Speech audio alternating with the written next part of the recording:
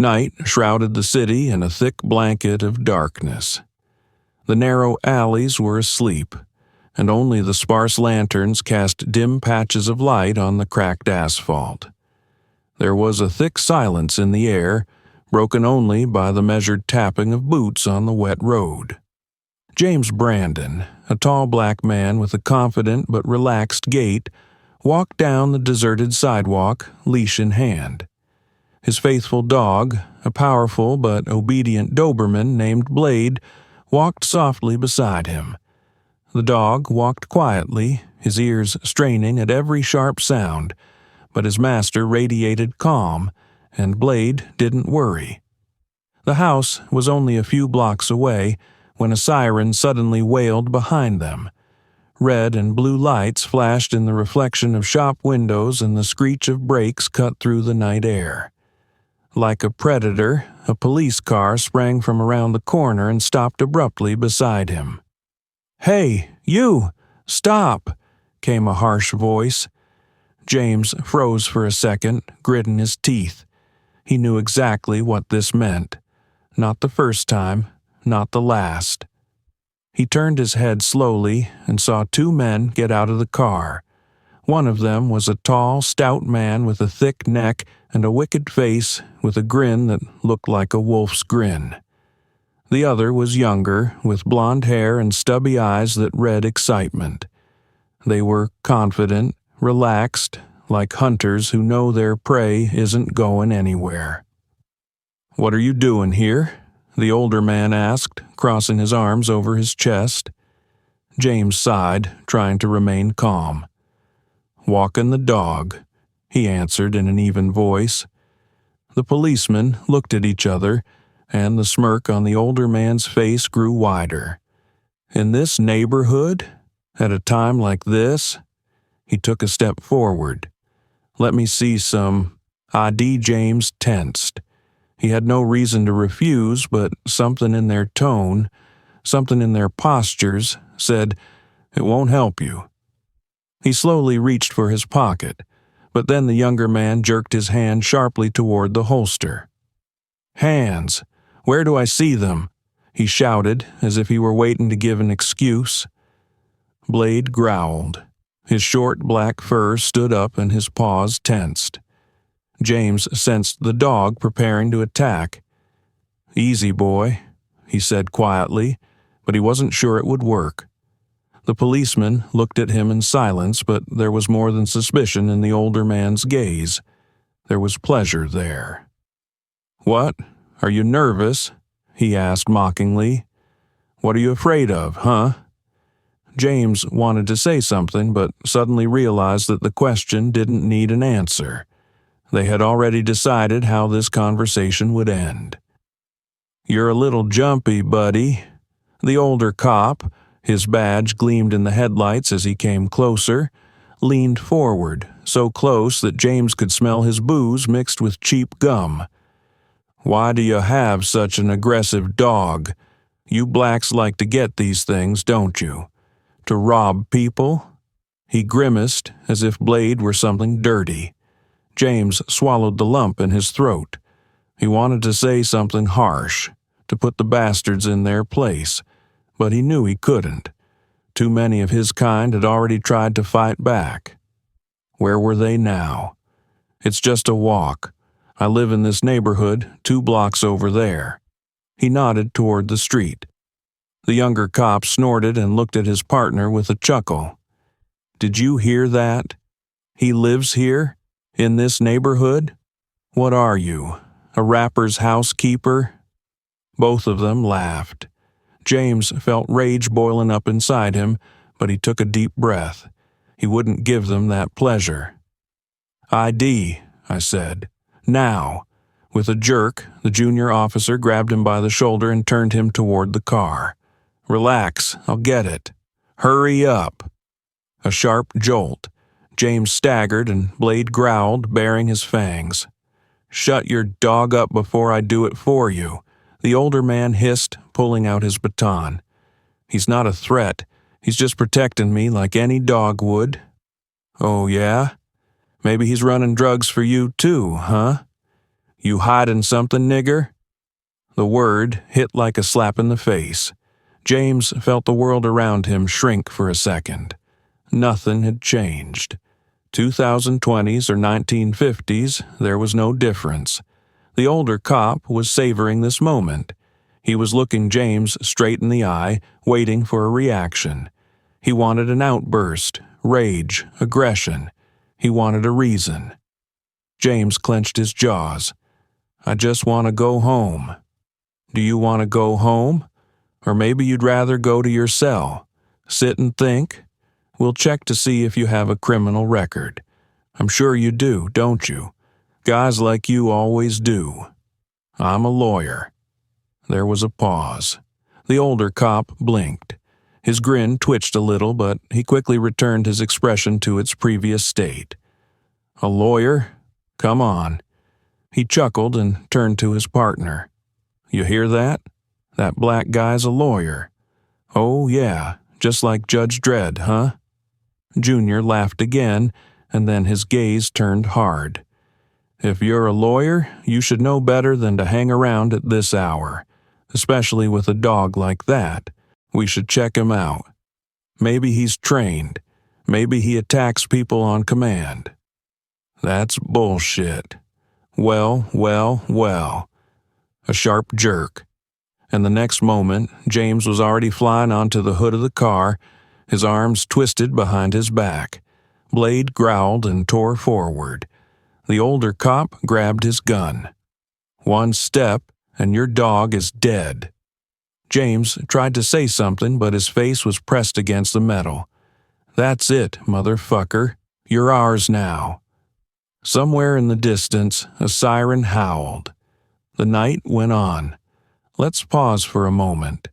Write in the comments what city you are from and whether you are listening to our story for the first time. Have you had similar cases or perhaps someone you know? We want to know what you think. Also, don't forget to subscribe so you don't miss new stories. And now, we continue. The metal of the patrol car was icy cold, and when James hit the hood, his face went numb for a moment. The smell of oil, dust, and hot engine mingled with the pungent odor of his own fear. He couldn't give them an excuse. He couldn't resist. But it didn't matter. "Hold him tight. That nigga looks like he thinks he's smarter than us." Rough fingers pressed into his wrists, the handcuffs tightening the skin, cutting into the pain. James felt the blood rush to his head. Anger was choking him from the inside, but he knew now was not the time. The older cop leaned closer, his breath stinging James's ear. "A lawyer, huh? What? You think that's gonna save you? You're nobody here, okay? You ain't nobody. You're just another nigger who had the bad luck to be in the wrong place." The younger cop hummed, standing next to him. "It's funny, isn't it? They always think once they get out of the ghetto they can act like white people. But you know what's funny? You can wear a suit, you can talk nice, but in the end, you're always just like the rest of them.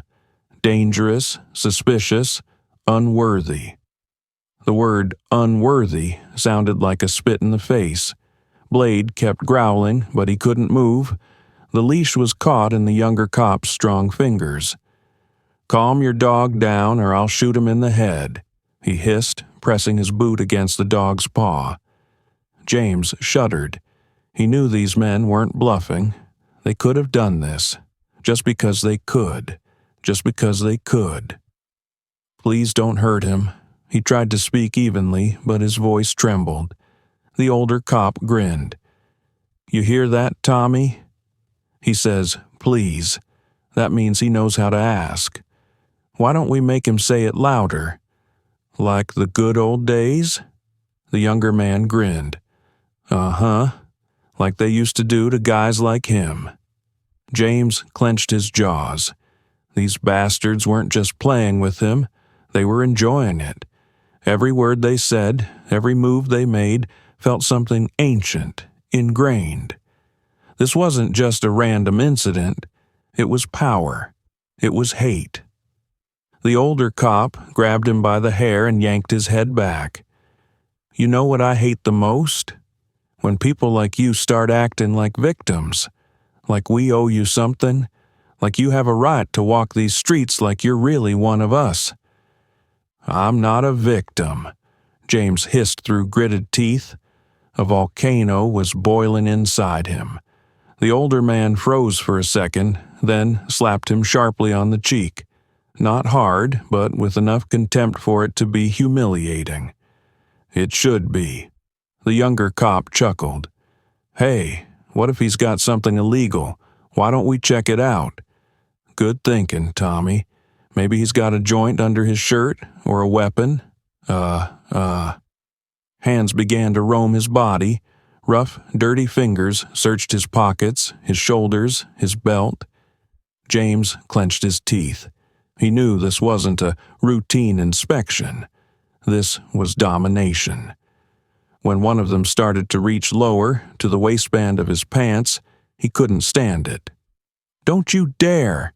Oh, look at that! He's talking. Maybe he'll bite, too." Suddenly, there was a beep into their walkie-talkies. "Dispatch to 214. Over."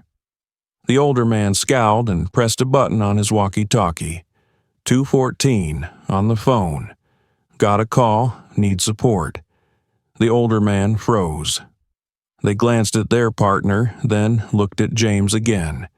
There was a tense silence. "All right?" The older man finally exhaled. "Today's your lucky day, nigger." He roughly unlocked the handcuffs, and James felt the blood rush back to his numb wrists. "But don't think we've forgotten you. You'll be less lucky next time." He clapped him on the shoulder with fake friendliness. "And keep your dog off the street, or you'll find him dead." With those words, they got back into the car and drove off, leaving him alone, but not broken. Something new was born in him that night, something they couldn't break. Silence hung in the air as before a thunderstorm. James could feel his wrists throbbing from the handcuffs that had just been removed. The pain was dull, but it didn't compare to the humiliation that burned through him from the inside out. His heart was pounding so loudly that he could barely hear the night sounds of the city. But there was one sound he heard clearly, sharp, deep, ominous. Roar. Blade. The Doberman stood still, paws tense, ears pressed back. He wasn't barking. No, it was a low, warning growl, the growl of an animal that felt threatened and ready to defend. The police officers were about to get into the car, but that sound made them stop. "Look at that dog, Tommy," the older cop grinned. "He doesn't seem to like us." "What a surprise." The younger man grinned, but there was a note of tension in his voice. He took a step toward James, but Blade immediately raised his head higher, baring his snow-white fangs. Rrrr. The older cop hesitated for a moment, then slowly drew his baton. "You know how I see the situation." He shook his head in sympathy. "You're a nigger, that dog is a weapon, and you're using it against police officers. That's assault, man. That's serious." "Call your dog off or I'll shoot him," Tommy said, putting his hand on his holster. James felt his heart plummet somewhere in his stomach. They could have done it. They wanted to do it. "He's not a threat." James's voice sounded steady, though everything inside was screaming. "We'll decide that." The younger cop pulled out his gun and slowly took aim at the dog. Blade froze, but didn't look away. He knew what was happening. "Please, put your weapons away." "Tell him to sit down. Now." "Blade," James tried to speak calmly. The dog obeyed. The tension didn't go away, but she took a step back. The older cop nodded. "That's better." But instead of putting the weapon away, he took a step forward and kicked the dog sharply in the side with his foot. "Shut up, dog," Blade shrieked, but didn't move away. His eyes flashed with rage, his fur stood up, his ears flattened even more. "Don't touch him!" James lunged forward, but Tommy grabbed him by the shoulder and spun him around. "What? Did you give me an order?" he hissed. "Listen up, nigger," the older cop continued, leaning toward him. "If that dog makes one sudden move, I'll blow his brains out on the sidewalk." "Don't you dare," James breathed out, but his voice wasn't so firm anymore. "Oh, I can." The older man smirked and slid the gun along his thigh. "And no one's going to stop me for it." Junior laughed. "We're just defending ourselves. If that thing attacks, that's self-defense. And you know whose version is going to be in the report, right?" James didn't answer. He couldn't answer. They could have done it. Just because they wanted to. Just because they could. Slowly, without any sudden movements, he crouched down next to Blade and gently placed his hand on his head.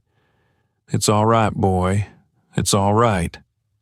The dog froze, but continued to growl. The older cop smirked. "Well, look, you're a good listener. Maybe all is not lost on you, counselor." Tommy laughed again. "Next time, leave your dog at home. Otherwise, we'll leave him here. Forever." With those words, they finally holstered their weapons and turned toward the car. "You just think about it, nigger." James slowly lifted his head. "About what?" The older cop stopped at the door of the patrol car and smiled. "That we can do anything we want to you, and no one can stop us for that." With these words, they got into the car and drove off, leaving him alone in the middle of the empty street.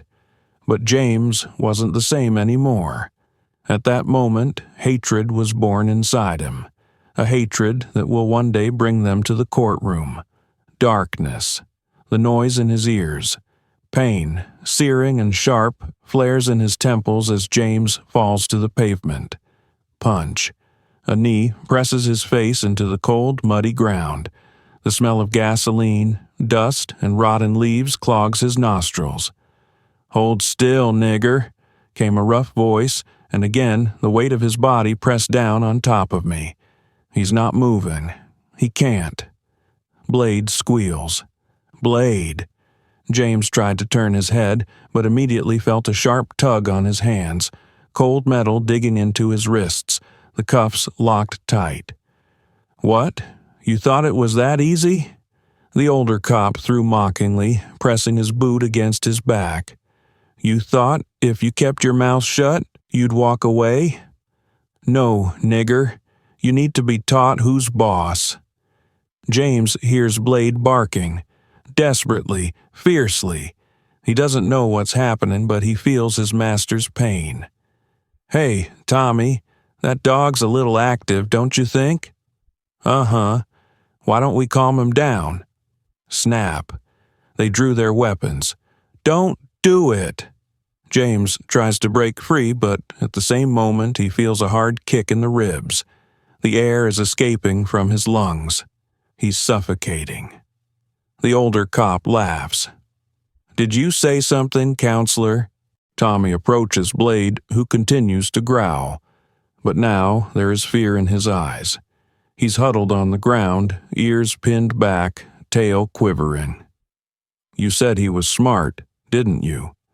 Then let him learn that when a white man takes up arms, he must obey." Tommy raises his gun, aiming straight for the dog's head. James yells, "Stop, please!" But the cops just laugh. "Please? Ha, you hear that, Tommy? He's asking. How touching." The older cop takes a few steps, coming closer. He bends down, takes James by the hair, and yanks his head up. "You scared, nigger?" He's not answering. "What, did you swallow your tongue? Or are you used to kneeling and begging? Why don't you do it right? On your knees with your head down, like your ancestors. Laughter, pain, rage. James feels something dark spill inside him, how it was growing. He was sure he knew what hate was, but he was wrong. The real hate is born here. Well, maybe now you'll realize that the law isn't for people like you." The older cop whispers in his ear. Then there's a thud. Blade shrieks. James can't see what happened, but he knows they hit him. Or worse. "No!" His voice is breaking. "Leave him alone." But they don't listen. They're enjoying themselves. "That's better. Remember, nigger, you'll always be beneath us." James hears the sound of a car door opening.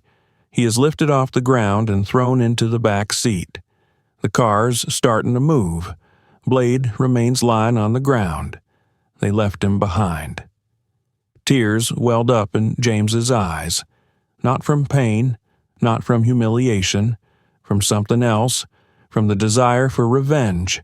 The stench of sweat, old leather, and tobacco filled the interior of the patrol car. James was breathing heavily in the back seat, his hands tightly cuffed, his wrists sore from the abuse. His cheek was sore from the impact with the hood, and the pain of the boot still echoed in his chest. But he wasn't thinking of himself. Blade. The image of his dog, left in the dark street, stayed in his mind. Had he been wounded? Was he alive at all? He wasn't even given a chance to check. "So, nigger, how'd you like the ride?" came a voice from the front seat. James didn't answer. "Hey, Tommy, look at him." The older cop grinned, looking at him in the rearview mirror. He had a face like he'd just realized he wasn't white after all. Tommy laughed. "Uh-huh. Funny how they always think the law works for them too, like a piece of paper with a diploma makes one a human being." "Lawyer, huh?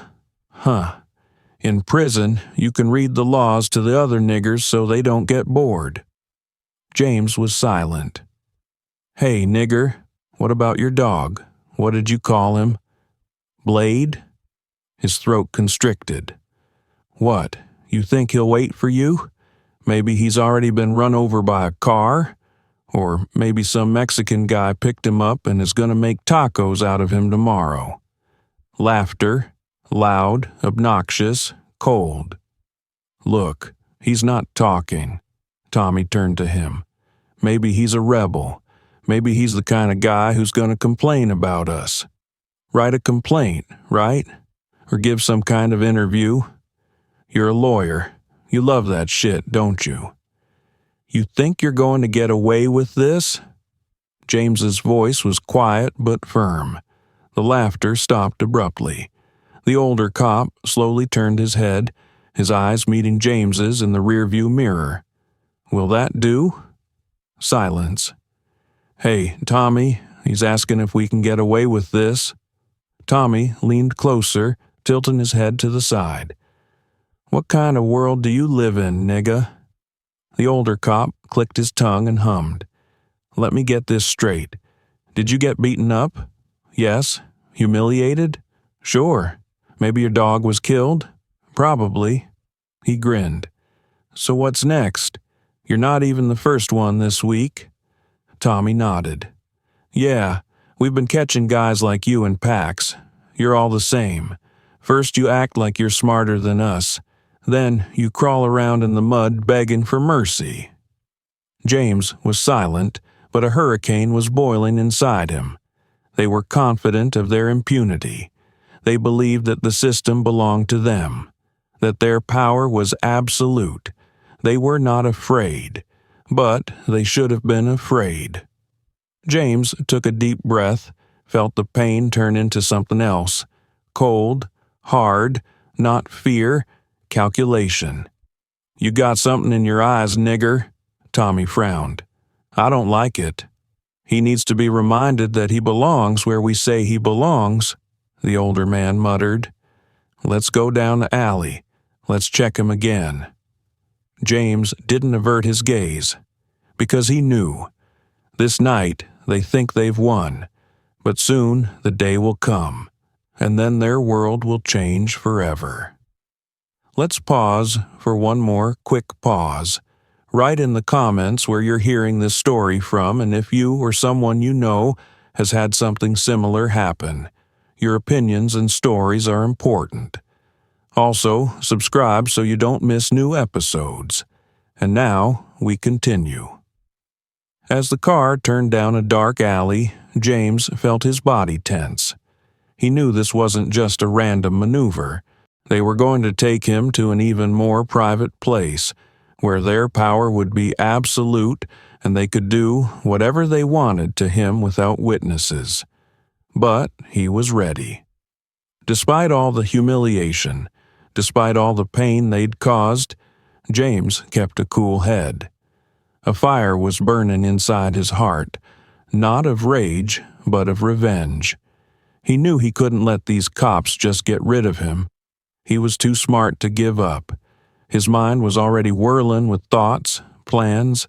He was silent, listening to the angry, racist jokes coming from behind him.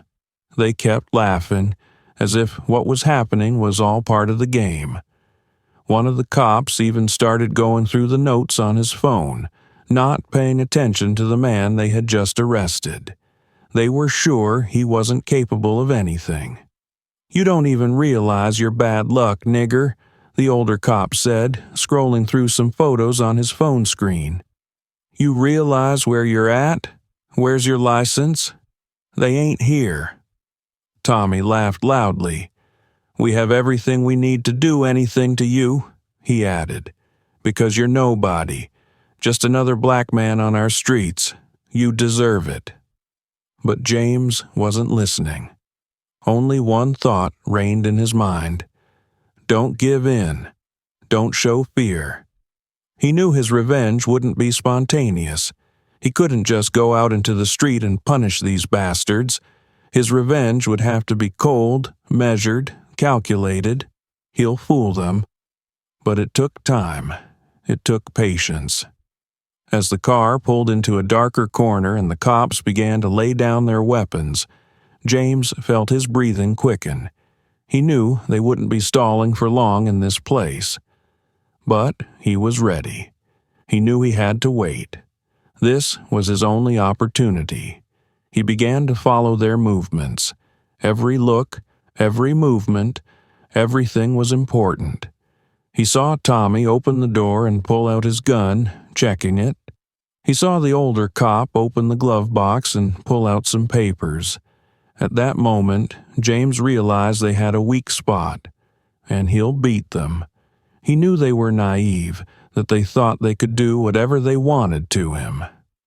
Their confidence in their impunity was almost painfully obvious. But it was that confidence that was their mistake. James had already come up with a plan, and now all he had to do was wait for the right moment. His eyes clouded over, and a smile appeared on his face, barely noticeable but bright enough for the cops to notice it. "What? Are you out of your mind?" the older cop asked, feeling his displeasure growing. "Nothing," James answered calmly. "I just think I'm going to have to wait a little while before I start paying you back." He knew those words were key. He knew they wouldn't understand now, but his power was to make them play by his rules. That moment, when the policemen looked at each other again, was the beginning of the end for them. James already knew how it would end. He memorized every word they said, every look they gave him.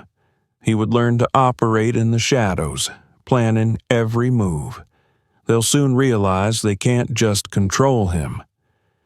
Several months had passed.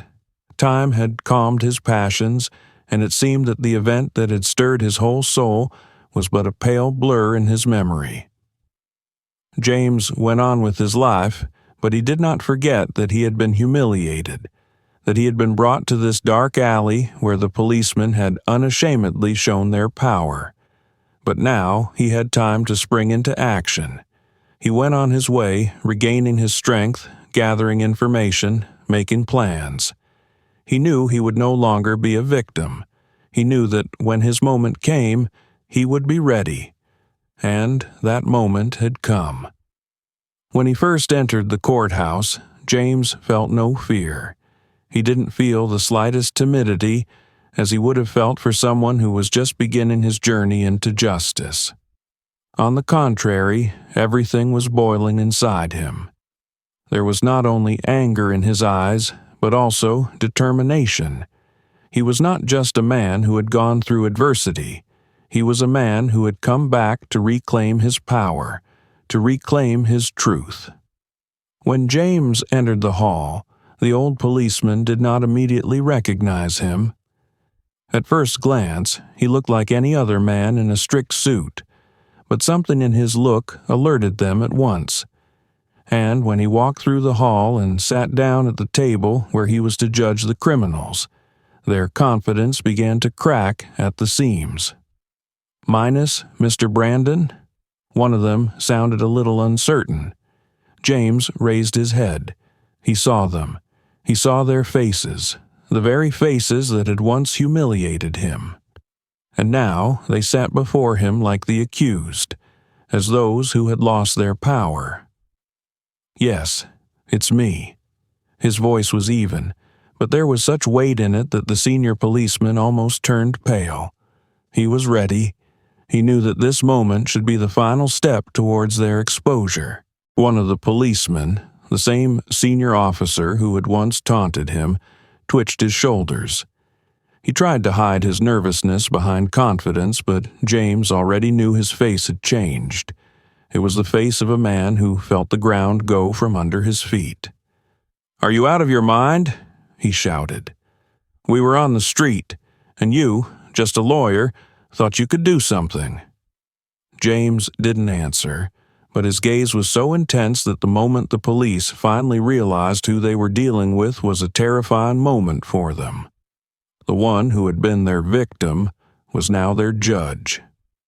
James knew that he wasn't just sitting on the other end of the hall now. He was the one who would make the decisions. He was the one who could break their world as they had once broken his. Minus Mr. Brandon, this case is not going to be decided in your favor. The senior policeman tried to force out one last threat. James looked at him in a way he'd never looked at him before. It was the look of a man who had endured all the humiliation, but was now the master of the situation. "I don't need you to tell me how it's going to be," he said with cold determination. "You don't judge me. We are here because you and your comrades have decided that your power can suppress another's life. But today I will judge you." The judge, who sat next to him, exchanged a quick glance with the others. James was new to the court, but his confidence and strength of voice and his place in this trial made him the undisputed authority. And even those who tried to talk about justice knew that here and now James was the one in control. The older policeman tried to say something again, but his words stuck in his throat when James gestured him to stop. He knew they couldn't escape the truth now. "Your actions were a despicable and cruel violation of the law." His words were so quiet that they felt like a death sentence. "I will pass my sentence in the coming days, and it will be public." He could see the police officers in the room glance around, feeling the ground begin to crumble beneath their feet. This wasn't just a trial. This was revenge, but revenge that had been suffered and deserved. Now they will feel what it means to be vulnerable. When James entered the courtroom, his presence wasn't just significant, it was awesome. He was not the man who had been humiliated and depressed a few months ago when he'd been arrested on the street. No, now he was the one who was running this trial, the one who stood at this table, confident and determined, like a real judge. The policemen, sitting in the dock, did not at first realize what was before them. They entered the hall with their heads held high, confident that their authority would be unchallenged as before. But when their gazes met James's, everything changed. The first to react was the senior officer, the one who was so fond of humiliating James. His confident posture, His smug smile faded for a moment as his gaze fell on the man sitting in the judge's chair. The one who had once been the object of their jokes and mockery was now the one who could destroy their lives. At first, he didn't realize what was happening. Something clicked in his head, and for a moment he froze. He tried not to let his emotions get the best of him, but James's look of determination kept him from escaping this reality. What the senior officer started to speak, but the words wouldn't come together. He couldn't find the right phrases to express his shock and confusion. Tommy, standing next to him at the time, tried to contain his nervousness, but he couldn't. He looked back at the other policemen as if looking for support, but they too were at a loss. This moment was completely new to them. They had not expected to face someone they had once dishonored, now in the judge's chair. You? The senior officer tries to find the words, but everything he says makes no sense. He can't believe that James is the one sitting in that chair now, dictating the rules. Yes, it's me, James says quietly, but his voice sounds like a percussive gunshot. He had already realized that no one could hide from the truth. He wasn't just a former victim. He was the man who would bring those who thought they were unpunished to justice. A look of confusion and then panic appears on the faces of the police officers. James, cold and confident, continues to speak. You once thought I'd keep quiet and that I'd forget how you bullied me. I haven't forgotten you. And now you're finally going to get the place you deserve. His words become a death sentence for anyone who has ever felt his power. The senior officer looked away, trying to hide his feelings, but James noticed it. He saw the policemen begin to clench their hands, their breathing becoming heavier. Their confidence was slowly but surely eroding. Men who until that day had felt invincible now sat before a man who was not just an opponent, but a complex force that could change everything. The prosecutors sitting in the room noticed the atmosphere change dramatically. Their eyes darted between James and the police officers, lost in trying to figure out how to react. How can one support a side that can no longer control their emotions? How can they be the ones who stand on the side of the innocent when they themselves are on the side of the humiliated? Silently, tensely, the prosecutors stand up.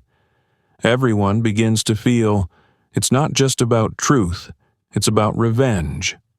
James wasn't just a judge. He was someone who had long been a verdict for those who had once held him on his knees. You have nothing to be proud of, James said, his voice now firm and unapologetic. You've shown how low those in power can fall. He looks up, and the whole room seems to freeze as James says the last words. I'll be judging you now. The cops can't answer, can't justify themselves, can't hide. Their world is crumbling, and James is the one who will make them feel what it's like to be the one being subdued, not the one giving orders. The silence in the courtroom was crushing. The policemen who had once felt untouchable now sat in chains. Their faces had lost the smug smirk with which they had once humiliated him. Now they looked the way he had once looked, broken, cornered, helpless. But the difference was that he survived, and they didn't. The trial against Officers Lawrence and Tommy became a high-profile case. Street camera video, audio recordings of their racist conversations, witnesses who weren't afraid to speak. It all worked against them. Their dirty jokes, their bullying, their confidence in impunity, it was now proof of their crimes. James personally made sure everything was recorded so they wouldn't be saved by their own system. You said the law was not for men like me, he began, leaning over the table and looking straight into the senior officer's eyes. But now that he has come for you, why are you trembling?" The senior officer no longer looked predatory. His confidence had crumbled. Now he looked like a cornered rat. Tommy, who had once laughed at him in the patrol car, now sat pale as death. They realized that this day was the end of them, the destruction of their lives. The case was open and shut. The trial was quick. James ensured that there were no loopholes in the case. Every move they made was documented. Every lie they told was exposed. They lost everything. Lawrence, the same cop who held his face to the hood, taunted him, and threatened to kill Blade, was convicted on multiple counts: abuse of authority, torture, false arrest. He was sentenced to 25 years in prison. Tommy the younger, the one who pressed him with particular zeal, threatened his life, taunted him, got 18 years. But that was just the beginning. When their sentence was announced, their wives filed for divorce. Their children abandoned them. Friends who had previously admired their cruelty turned away, fearing they would be next. They became exiles. Their world had collapsed. A deeper revenge. But James knew that real justice wasn't just about jail time. He hadn't forgotten a single word they said. He remembered how they said they could do whatever they wanted to him, how they laughed at his pain, how they had humiliated him and thought he could never respond. Now it was his turn to speak. "I will give my verdict in the coming days, and that verdict will be public." And he kept his word. During the trial, journalists unearthed not only their crimes against him, but others as well. It turned out that these officers were not random racists, but real predators in the system. They fabricated evidence, beat detainees, fabricated reports, and threatened witnesses. Now their names meant only one thing: dirt. When they were brought to the prison, the guards and prisoners already knew who they were. They had already heard their stories. And behind bars, they were not the ones in power. Final blow. The night before they were sent to jail, Lawrence tried to negotiate with James. "Listen," he wheezed through the bars, grabbing at them. "You know what it's going to be like out there. You can't send us there. Those people will kill us." James stepped closer, their gazes meeting. "When I was on my knees, you told me you could do anything you wanted to me, remember?" Lawrence swallowed. "Please." James leaned closer so he could hear every word. "I didn't kill you. I just made you feel what you did to others." He turned and walked away, leaving Lawrence behind bars where his power was nothing. Epilogue. That evening, James walked out of the courthouse and did something he hadn't done in a long time. He breathed in a full breath of air. He walked past the throngs of reporters, past the cameras, past this whole world that had finally seen the truth.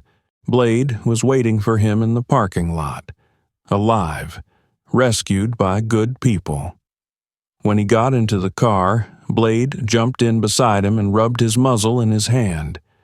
James ran his fingers through his fur and looked in the rearview mirror. There, behind the glass, were the ruins of the lives of those who thought they could humiliate people with impunity. And ahead was the world that belonged to him. Justice has been served.